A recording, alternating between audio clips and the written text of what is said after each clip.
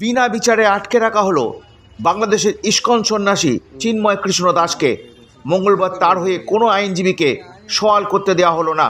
আইনজীবী রঙ্গন আচার্য চিন্ময় কৃষ্ণর হয়ে সওয়াল করার চেষ্টা করলে তাকে ব্যাপক মারধর করা হয়, ভাঙচুর করা হয়। তার চেম্বারও রমেন রায় নামে এক আইনজীবীকেও মারধর করা হয়েছে।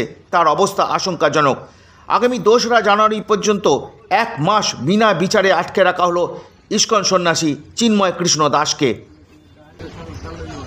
আচ্ছা,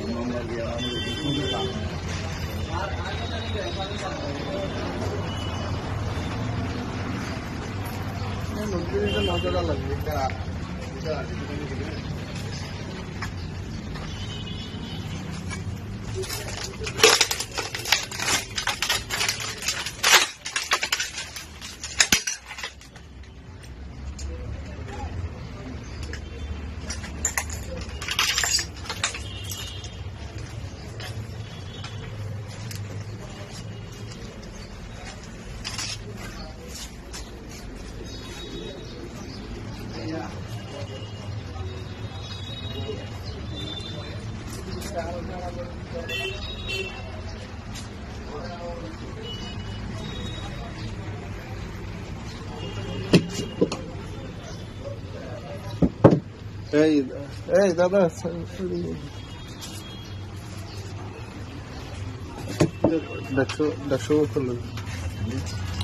এদিন চট্টগ্রাম আদালতের সামনে জামাতদের সমর্থনকারী আইনজীবীরা চিন্ময় দাসকে বিক্ষোভ দেখায়।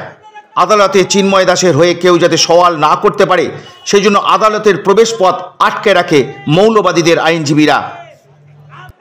সকালবেলা বাসা থেকে বের হয়, আমার ছেলে ছোট ছেলে বলে আপু ইস্কন মেরে ফেলবে, তোমার আলিফ ভাইকে রাখে নাই, আমরা কিভাবে দালালামি করতে পারি? আলিফের রক্তের সাথে আমরা প্রতিবাদ করে যাব। এখন আপনাদের সম্মুখে বক্তব্য নিয়ে আসছেন আমাদের বারের সবাইকে দিয়ে বিজ্ঞ অ্যাডভোকেট জনাব মাইনুদ্দিন ভাই। বিসমিল্লাহির রহমানির রহিম।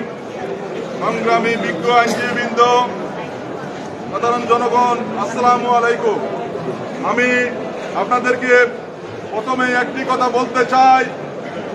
যেদিন এই সন্ত্রাসী চিন্ময় দাসকে আদালতে হাজির করা হয় সেদিন আমার এই প্রিয় ছোট ভাই সাইফুল ইসলাম আলী রাষ্ট্রপক্ষের একজন আইনজীবী হিসেবে সহকারী পাবলিক প্রসিকিউটরের দায়িত্ব পালন করতে গিয়ে এই সন্ত্রাসী ইস্কনের মূল দাদা চিন্ময়কে জামিনের বিরোধিতা করেছিল। সেই জামিনের বিরোধিতা করতে গিয়ে সে ওই সন্ত্রাসীদের টার্গেটে পরিণত হয়।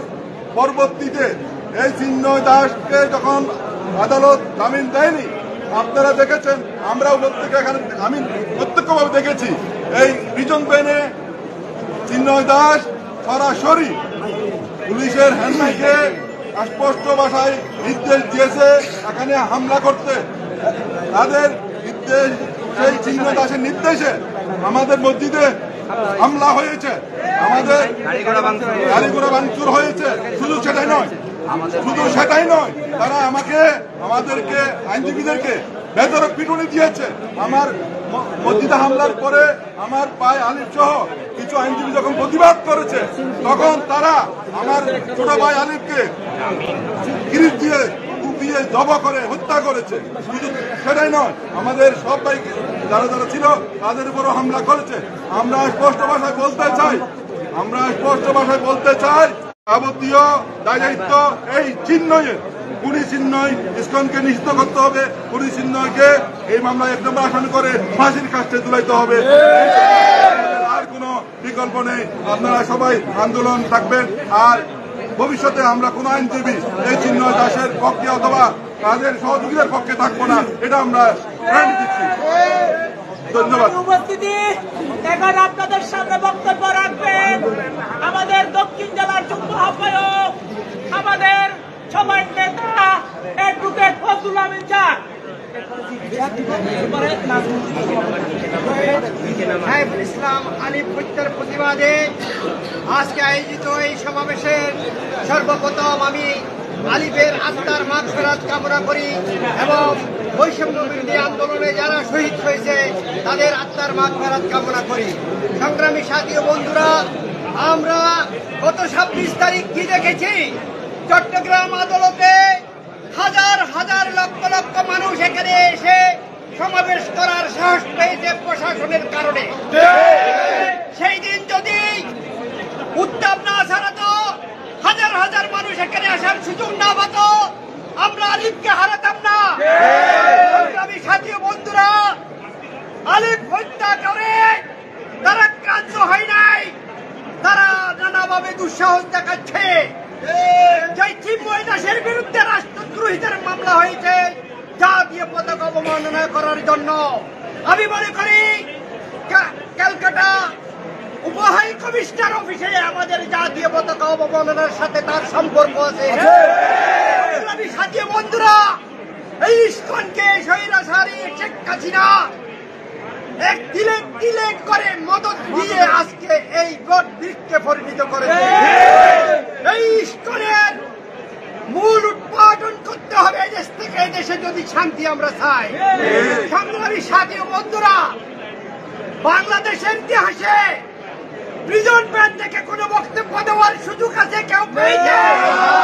বড় বড় রাজনৈতিক নেতারা জেলখানায় গিয়েছে, কারাগারে গিয়েছে, কিন্তু চিন্ময় দাসের মতো কেউ প্রিজন ভ্যান থেকে বক্তব্য দিতে পারে নাই। সেই বক্তব্য দেওয়ার 20 মিনিটের মধ্যে আমাদের আলিফ শহীদ হয়েছে। তাই এই বক্তব্যের সাথে আলিফকে হত্যা করার যুগসূত্র আছে। এই সাথী বন্ধুরা, তাই আমরা চাই আলিফ হত্যা মামলায় এই চিন্ময় দাসকে খুনের নির্দেশদাতার আসামি করতে হবে। যদি এই চিন্ময় দাসকে খুনের আসামি করা না হয়, তাহলে আমরা এই চট্টগ্রাম আদালতে অনবরত আন্দোলন সংগ্রাম চালিয়ে যাব। সংগ্রামী সাথী বন্ধুরা, পরিশেষে যেই সকল বেঈমান মুনাফিক আমাদের রক্তের সাথে বেঈমানি করে টাকার বিনিময়ে ওকালতনামা দিচ্ছে, তাদেরকে বার থেকে উচ্ছেদ করতে হবে। আমি মনে করি মহানগর দুনিয়ার ওকালতনামা দেওয়ার শেষ করে নাই যদি মহানগর পিপি জড়িত না।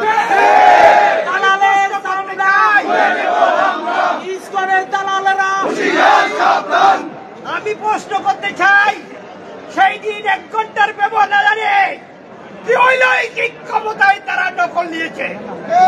আমি প্রশ্ন করতে চাই, পিপির কনসেন্ট ছাড়া সেই দিন কেন এরা মিসকে